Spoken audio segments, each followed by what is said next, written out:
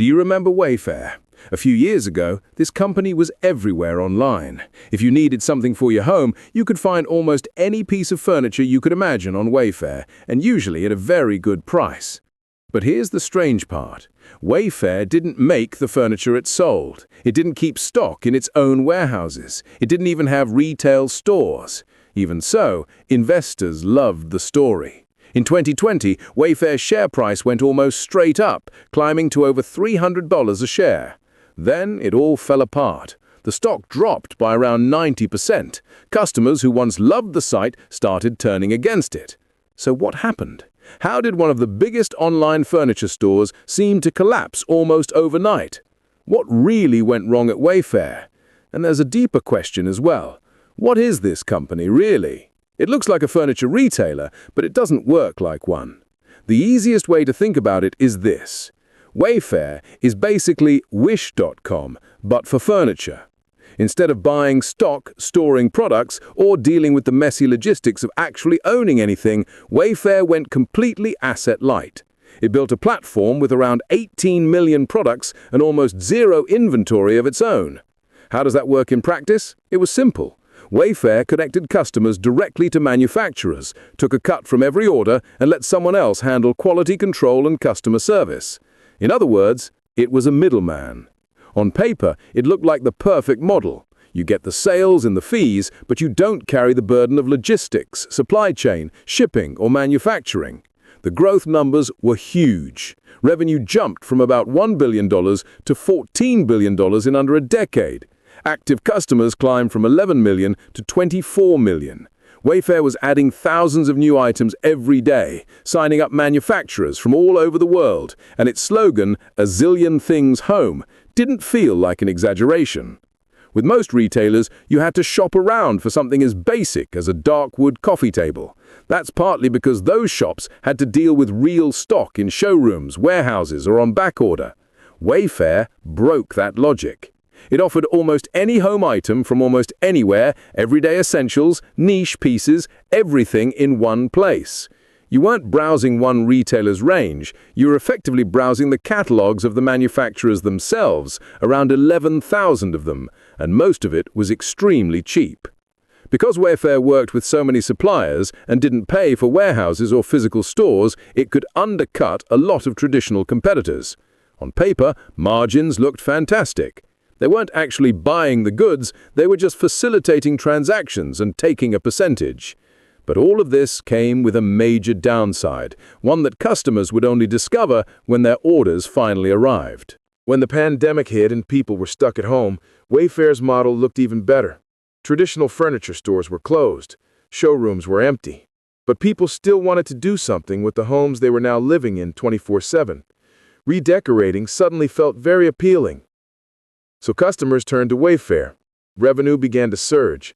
It doubled between 2018 and 2020, reaching about $20 billion. The share price passed $300 a share in March 2021, up from around $50 a year earlier.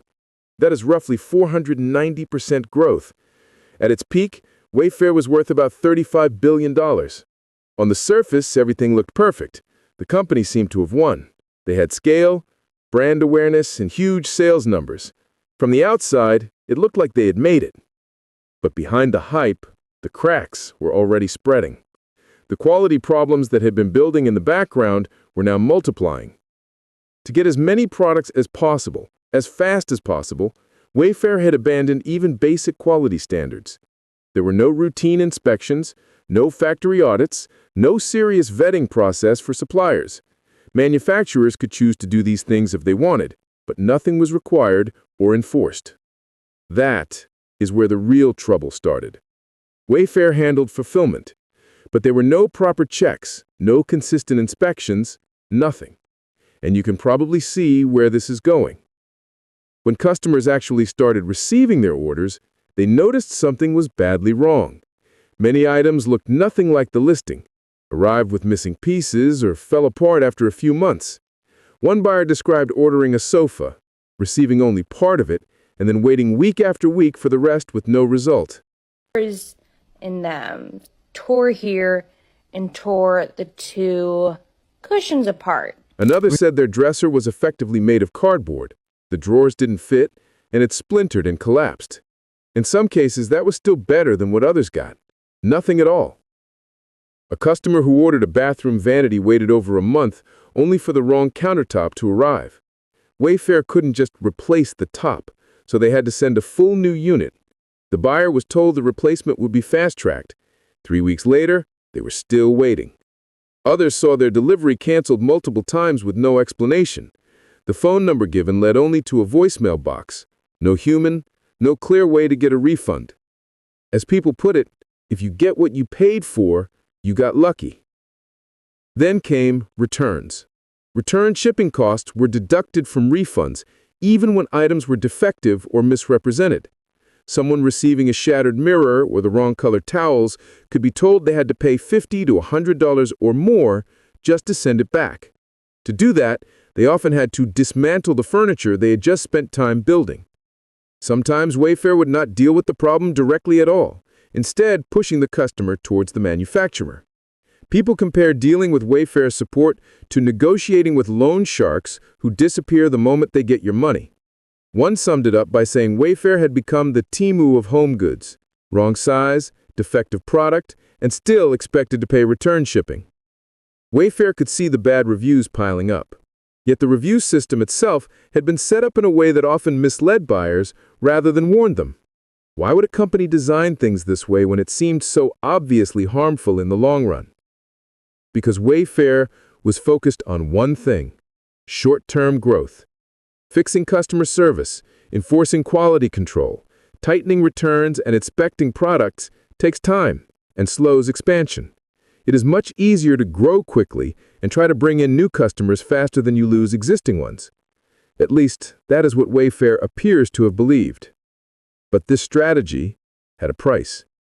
Things started to turn for the worse, and 3 big factors would ultimately drive Wayfair's collapse. The first was the cost of that growth. The first factor behind Wayfair's fall was the cost of its growth. Wayfair did make a profit in 2020, about $210 million, but that was the only profitable year in its history. In 2018, it lost around $500 million. In 2019, that loss grew to roughly $980 million. The company was chasing scale and growth like many other e-commerce businesses. It wanted more customers, more products, more markets, but it was doing this while losing money almost every year. To fuel that expansion, Wayfair also turned to debt. For most of the 2010s, its borrowing was relatively modest, but as it began to scale more aggressively during the pandemic, its debt load grew to over $4 billion. This was especially worrying because, apart from that one year in 2020, Wayfair wasn't making any real profit. The business was burning cash, stacking up losses, and taking on more debt at the same time. And this was just the first problem. The second would hurt Wayfair even more. Wayfair was cheaper than some in-store retailers, but it was not that cheap. Its model pushed costs onto suppliers while Wayfair kept high gross margins. After a while, customers began to notice something odd. This wasn't just about similar products being priced differently. It was exactly the same products. Wayfair is what's known as a white label retailer. Most, if not all, of its items are supplied to many different retailers, who each give the same product a different name. People started doing reverse image searches on items they found on Wayfair and discovering them on Amazon or Walmart for less. For example, a lamp listed on Wayfair as the Malia 29 table lamp cost $127.99. The same product under its real name, Ollie 29 table lamp, showed up on Walmart, Amazon, and Overstock for $105.59. In fact, on identical products, Wayfair was more expensive nearly 80% of the time. Sometimes Wayfair did have the lowest price, but not often. At that point, many customers asked a simple question. If you're already paying more, have a high risk of getting the wrong item, and then have to fight through poor customer service, why use Wayfair at all? The market answered. Wayfair's share price, which had peaked above $300 during the pandemic, crashed by over 90%. Billions of dollars in shareholder value were wiped out. Revenue, apart from a small dip, flattened. Earnings did not. After briefly turning positive, they fell deep into the red again, a loss of about $310 million in 2021 and roughly $1.3 billion in 2022. And many would say all of it was deserved. Wayfair is still around today. After the collapse, the company has been slowly cutting its losses, but each year it is still burning through hundreds of millions of dollars. Its debt remains extremely high. It does have a decent cash pile, but it needs to start earning proper returns soon. Whether it can is unclear. Wayfair has broken customers' trust, and this comes at a time when spending on home improvement is already declining. For many shoppers, "looks good online, trash in person" has become the unofficial slogan of the brand. Unlike Wayfair, most creators want to be valued by the people who support them. So if you've taken anything useful from videos like this, the channel asks for one thing. Consider subscribing as they work towards 1 million subscribers. Wayfair has managed to train an entire generation of furniture buyers to connect its name with disappointment, deceptive expectations, and buyer's remorse. In the end, its own customers became its most powerful marketing force, but they were marketing against Wayfair. The company tried to bend the rules of retail to win big. Instead, it lost in the hardest way. And that pattern is common across a lot of these large dropshipping-style businesses.